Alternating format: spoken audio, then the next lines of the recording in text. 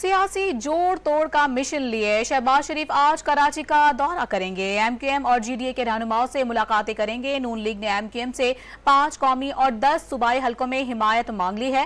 متحدہ صرف 3 قومی اور 6 صوبائی حلقوں میں نون لیگ کی حمایت پر رضامند نظر آ رہی ہے۔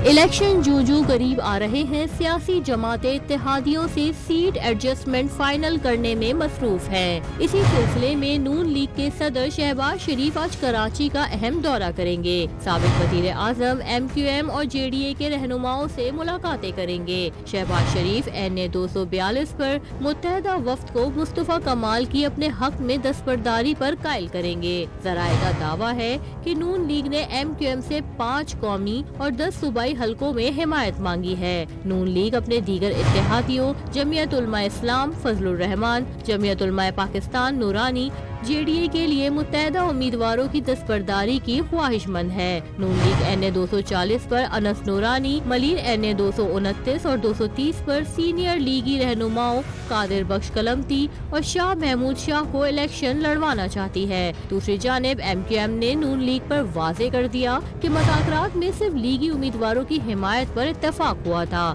دیگر جماعتوں کے نہیں۔ متحدہ نے کراچی کے 3 قومی اسمبلی کے حلقوں اور سندھ کے دیگر شہری علاقوں سے ساتھ دینے کی پیشکش کی ہے۔ سندھ اسمبلی میں 10 کے مطالبے پر متحدہ صرف 6 سیٹوں پر نون لیگ کی حمایت پر راضی نظر آ رہی ہے۔ آج کی ملاقات میں دونوں جماعتوں میں سیٹ ایڈجسٹمنٹ سے متعلق پیش رفت متوقع ہے۔